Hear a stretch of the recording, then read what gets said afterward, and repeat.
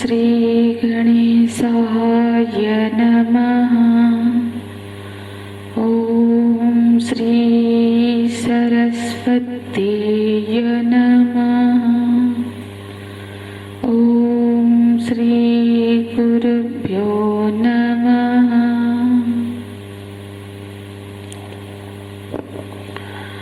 ॐ श्री परमात्मने नमः। एतत् योनीनि भूतानि सर्वाणीत्युपधारय अहं कृष्णस्य जगतः प्रभवः प्रलयस्तथा मत्तः परतरं नान्यत् किञ्चिदस्ति धनञ्जय। मयि सर्वमिदं प्रोक्तं श्रोत्रे मणिगणा इव। मयि सर्वमिदं प्रोक्तं श्रोत्रे मणिगणा इव।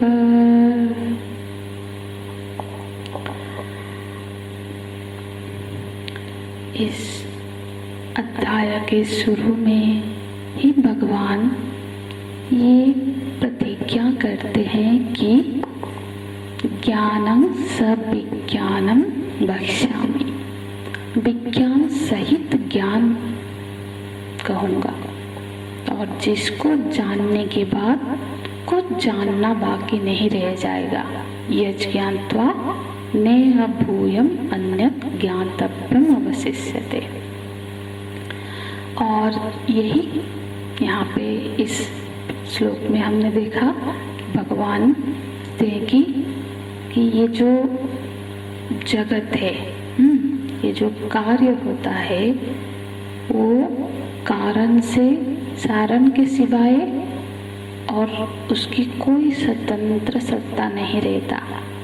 वास्तव में कारण ही कार्य रूप में दिखता है।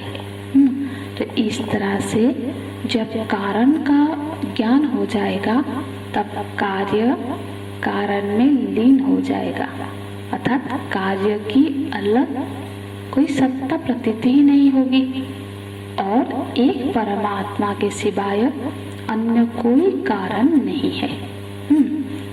तो भगवान बोलते हैं न अन्यत् किंचित अस्ति। पहले से अहम कृष्णस्य जगतः प्रभवः प्रलयस्तथा। एक मेरे सिवाय और कोई सत्ता नहीं है। तो अर्जुन इसीलिए इस जगत की दृष्टि से यदि मेरी पहचान करोगे तो इस तरह से पहचान होगी कि जहाँ ये सारा समूचा जगत जहाँ से उत्पन्न हुआ है और ये जो समूचा जगत जहाँ पर लीन हो रहा है वो ब्रह्म तत्व में हूँ। एक ये दृष्टि हो गई। जगत की ओर से जब भगवान को देखा तब भगवान की पहचान इस तरह से हुई और जब भगवान की दृष्टि से देखेंगे तो केवल भगवान ही है और दूसरा कोई चीज नहीं है।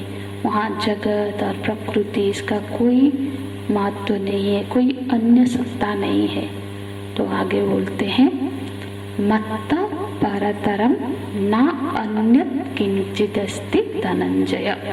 न अन्यत् किंचित अस्ति। तो हे धनंजय, हे अर्जुन, अर्जुन को यहाँ पे धनंजय बोल संबोधन कर रहे हैं भगवान। धनंजय अर्जुन जी का बड़ा प्यारा सा नाम है। और धनंजय अग्नि का भी एक नाम है। हाँ, तो ऐसे बहुत सारे संत इसकी अनेक तरह से व्याख्या करते हैं इस नाम का। जैसे अग्नि का भी नाम है और प्राण का भी नाम है। जैसे आप सब जानते ही होंगे पंच प्राण क्या क्या है? प्राण, अपान, उदान, व्यान और समान। इसी तरह से उपप्राण भी 5 उपप्राण होते हैं। उसमें आता है धनंजय, नाग, कूर्म, कुकल, देवदत्त और धनंजय। तो ये जो धनंजय है ये प्राण का भी नाम है। तो ये धनंजय प्राण कहाँ रहता है? ये हमारे पूरे शरीर में रहता है, मतलब नख से लेकर सिर पर्यंत पूरे शरीर में ये शरीर को जोड़े रखता है। ये जो प्राण है ना, उसका कार्य, सारे प्राणों का कार्य तो अलग अलग होता है, ये तो हम जानते ही हैं। तो ये यहाँ तक कि ये शरीर प्राण छोड़ देने के बाद भी, मतलब जीव का शरीर को त्याग कर देने के बाद भी, अंतःकरण का त्याग होने के बाद भी ये शरीर को नहीं छोड़ता है, माने मुर्दा को भी नहीं छोड़ता है। नहीं तो फिर तो वो बिखर जाता, पर मुर्दा शरीर पे सटा हुआ रहता है, हाथ पैर सब जुड़े हुए रहते हैं, और नहीं तो सब बिखर जाएगा। तो जो जोड़ने का काम करता है ये ही धनंजय है। हाँ, न जहाती धनंजय। तो ये धनंजय प्राण जो शरीर में रहता है वो मुर्दे को भी नहीं छोड़ता है। तो जो अर्जुन, तो अर्जुन तो प्रेमी है, धनंजय जो कभी छोड़ता नहीं, हाँ, एक दूसरे को सटा के रखता है, उसका नाम धनंजय है। और दूसरा भी अर्थ कोई करते हैं कि धनंजय अग्नि का, ऐसे धनंजय अग्नि का भी एक नाम है जो सबको भस्मसात कर लेता है, भस्म करने में समर्थ है। अग्नि सिर्फ भस्म ही नहीं करती है, अग्नि तो मतलब रूप उसका गुण है। तो भगवान भस्मसात करते हैं, मतलब वो अग्नि जो होती है वो, जैसे अग्नि सबको भस्म करने में समर्थ है, वैसे ही ये अर्जुन भी जो दुष्टों को भस्म कर देते हैं उसमें समर्थ है, इसलिए भी उनको धनंजय कहा गया है। और सबसे जो साधारण से इस नाम का अर्थ किया जाता है वो ये है कि धनंजय माने धन का उपार्जन करे, धनम जयति। जो दिग्विजय करके अर्जुन जी ने, जब पांडवों ने यज्ञ करने का निश्चय किया, तब अर्जुन बहुत दिग्विजय करके बहुत धन, प्रचुर धन संपत्ति लाए, तब उनका एक नाम पड़ा धनंजय, मतलब जिसने धन का जय कर लिया। तो भगवान यहाँ पे बोल रहे मानो कि हे धनंजय, तुमने तो बहुत दिग्विजय किया है, बहुत धन को जय किया है, पर अब ज्ञान रूपी धन को प्राप्त करो। हाँ, इसीलिए हे धनंजय, अब जो इस विद्या रूपी धन पर भी विजय प्राप्त करो। हाँ, और जिस धन को विजय प्राप्त करने पर और कुछ जानना बाकी नहीं रह जाएगा, समस्त धन से ये प्रधान धन है। इसीलिए हे धनंजय, तुम इस ज्ञान को जानो। वस्तुतः अगर तुम तत्व की दृष्टि से देखोगे तो मेरे सिवा अन्य कुछ भी नहीं है, न अन्यम किंचित अस्ति। तो यहाँ पे भगवान बोल रहे हैं न अन्यत किंचित अस्ति। हम श्लोक देखेंगे तो मत्त परतरम नान्यत किंचित अस्ति। इसलिए हे धनंजय, तुम ज्ञान को जानो कि मेरे सिवाय और कुछ भी सत्ता नहीं है। मत्तः परतरम, मत्तः परतरम माने मत्तः, इसको समझते हैं। मत्तः परतरम माने देखो, परोक्ष हो, हाँ, समवर्ती, कैसे पर कैसे हो सकते हैं? तीन तरह से हो सकते हैं। कोई श्रेष्ठ हो सकता है, कोई समान हो सकता है, कोई छोटा हो सकता है, इसी तरह से तो हो सकता है ना। तो मत्तः परतरम माने परोक्ष और समवर्ती और किंचित, तीन शब्द यहाँ पे आए हैं। तो बोलते हैं तीन, परतरम नास्ति, अन्यत नास्ति, किंचित नास्ति। माने परतरम माने हमसे परे, परे, परे माने कोई परे कैसे हो सकता है? परे माने कोई हमारे ऊपर हो सकता है, जैसे बोलते हैं ना हमारे ऊपर छत पे रहता है, कोई ऊपर होगा, या फिर कोई अब हम है, बाद में कोई होगा, दूसरा होगा। तो इस तरह से ना कोई भगवान के आगे है, ना पीछे, ना दाएं बाएं, ऊपर नीचे, किसी भी तरह से कोई नहीं है। इस तरह से हम इसको समझते हैं परतरम नास्ति। और अन्यत नास्ति, अन्यत नास्ति माने मेरे बराबर भी कोई नहीं है, दूसरा का अभाव है। जहाँ दूसरा का अभाव है ना अन्यत नास्ति, और कोई नहीं है, कोई मुझसे श्रेष्ठ भी नहीं है, कोई मेरे समान भी नहीं है, तो कोई छोटा तो सभी होंगे नहीं। किंचित नास्ति, किंचित माने छोटा, तो कोई छोटा भी नहीं है। तो कार्य भी मैं ही हूँ, कारण भी मैं ही हूँ, जीव जगत भी मैं ही हूँ, और मेरे सिवाय कोई दूसरी वस्तु नहीं है। यहाँ पे भगवान इसका संकेत कर रहे हैं कि जगत की दृष्टि से देखेंगे तो जगत बना है दो प्रकृतियों से। एक तो ये दो प्रकृतियां मुझ पर ही आश्रित है। और यदि तो जगत की दृष्टि से यदि मुझे जानना चाहते हो तो ये समझ के जगत में जितने भी आकार है, चाहे वो चींटी हो, पर्वत हो, सागर हो, वो सब के सब क्या है, सब के सब मुझ में ही है। मुझ में ही है माने किस तरह से है, तो भगवान बताते हैं सूत्रे मणिगणा इव मयि सर्वविदम, सब मुझ में ही है। प्रोतम, प्रोतम मतलब वो तो प्रोत के है सूत्र मणिगणा। जैसे सूत्र में मतलब धागे में हम जैसे फूल की माला होती है, मणियों की माला होती है, तो माला के अंदर मतलब वो सारे फूल, सारे मणियाँ उस धागे में गुंथी पिरोई हुई है। तो इसी तरह से ये सब कुछ, ये पूरा जगत, ये समूचा जगत गुंथा हुआ सा है। ऐसा नहीं है कि सब बिखरा हुआ नहीं है, जगत गुंथा हुआ ऐसा ही है। देखो हमको भी यदि कोई चीज बांधे ना रखे तो पृथ्वी तो घूम रही है, सब चिटक जाएंगे, गिर जाएंगे। तो ऐसा नहीं होता है, हम सब धरती ने हम सबको बांध रखा है। और धरती जैसे असंख्य पिंड है ना, तो जैसे धरती ने बांध रखा है, इसी तरह से उन सबका भी किसी ने बांध रखा है। जो इतने सारे अनंत कोटि ब्रह्मांड है, तो उन सबको कौन बांध रखा है, वो मैं हूँ। भगवान बोलते हैं वो मैं हूँ।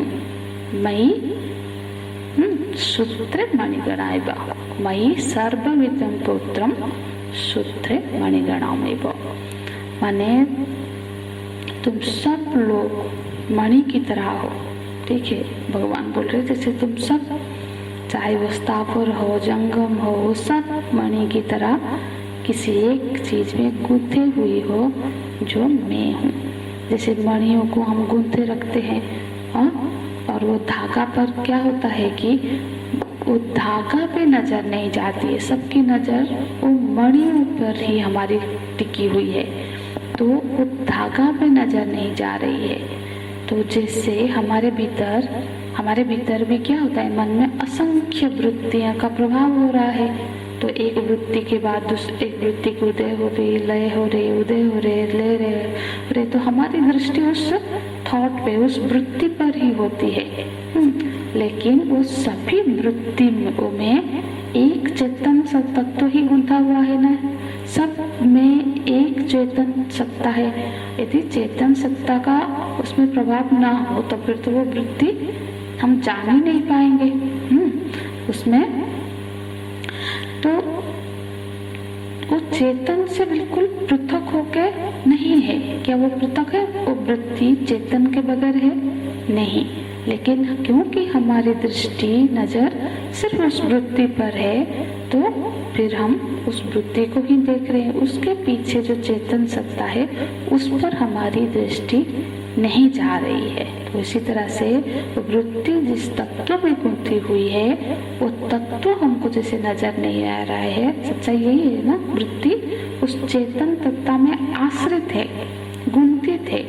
इस तरह से ये जो समूचा दृश्यमान जो जगत है, प्रपंच है, वो अलग अलग तरह से हमको दिख रही है, पर लेकिन ये एक ही चैतन्य तत्व में गुंथा हुआ है, पिरोया हुआ है। मानो कि उसी पर आश्रित है ना। तो जैसे कि ब्रह्म तत्व को एक सागर की तरह भी सोचे तो बोलते ना ब्रह्महद माने ब्रह्म को एक सागर, विशाल सागर की तरह यदि हम समझे तो उस सागर में जैसे बुलबुलों की तरह बुलबुले होते हैं, तो उसी तरह से, और वो बुलबुले भी सागर से भिन्न नहीं है, वही जल ही है जो बुलबुले की तरह थोड़ी देर के लिए प्रतीत हो रही है। तो वो ब्रह्म हद में, जैसे ये सारे जो अनंत कोटि ब्रह्मांड नायक हम प्रभु जी को बोलते हैं, तो ये सारा अनंत कोटि ब्रह्मांड उस ब्रह्म हद में क्या हो रहे, बुलबुले की तरह है। एक ही उस सच्चिदानंद में सब पिरोए हुए है, और उस तत्व की दृष्टि से देखे तो ब्रह्म के सिवाय कुछ भी नहीं है ना। जल की दृष्टि से देखा है तो जल ही है, वो बुलबुला भी जल ही है। तो ब्रह्म के सिवाय कुछ भी नहीं है। तो इसीलिए बोलते हैं मत्त परतरम न अन्यत् किंचित अस्ति धनंजय। माने परमात्मा की तरफ से देखेंगे तो परमात्मा के सिवाय कुछ भी नहीं है, और यदि जगत की दृष्टि से देखेंगे तो ब्रह्म में ये जगत गूंथा हुआ सा मालूम पड़ेगा, कि उस पर आश्रित मालूम पड़ेगा। तो ये चिंतन के दो धरातल है। हम किस धरातल में हमारी योग्यता के हिसाब से हम उस हिसाब से चिंतन कर सकते हैं। तो समयी सर्वमिदं प्रोतम माने मुझ में ही सब कुछ ओतप्रोत है, मुझ में ही ये ओतप्रोत है। ये मणिगणा जैसे अनेक मणियों का एक सूत्र में पिराया हुआ है, ऐसे ही भगवान बोल रहे हैं कि मुझ में ही ये पूरा जगत कोटि ब्रह्मांड आश्रित है। तो ये भगवान की पहचान हो गई। तो ये वेदांत की दृष्टि है कि ये वेदांत की दृष्टि से प्रकृति और ब्रह्म के बीच में क्या संबंध बताया कि प्रकृति ब्रह्म से भिन्न नहीं है। ये सृष्टि प्रकरण चल रहा है, तो वेदांत का मत है कि प्रकृति ब्रह्म से भिन्न नहीं है, और यदि प्रकृति जगत की ओर से देखेंगे तो ये पिरोई हुई सी मालूम पड़ रही है, पर ब्रह्म की दृष्टि से देखेंगे तो सिवाय ब्रह्म के कुछ और है नहीं। पर अन्य दर्शनों में थोड़ा सा मत में भेद है। जैसे सांख्य दर्शन में प्रकृति और ब्रह्म दो अलग अलग वस्तुएं उन्होंने मानी है। सांख्य दर्शन में प्रकृति को ब्रह्म से भिन्न माना गया है, पर यहाँ पर भगवान कह रहे हैं कि प्रकृति मुझसे भिन्न नहीं है, मम प्रकृति, ये मेरी प्रकृति है। इस तरह से ये योग दर्शन और सांख्य दर्शन से कुछ भिन्न हो जाती है। तो इसकी चर्चा कल परसों की कक्षा में भी थोड़ा करेंगे। हरि ओम तत्सत। ओम पूर्णमदः पूर्णमिदं पूर्णात् पूर्णमुदच्यते पूर्णस्य पूर्णमादाय पूर्णमेवावशिष्यते। ओम शांति शांति शांति। हरि ओम। श्री गुरुभ्यो नमः। हरि ओम।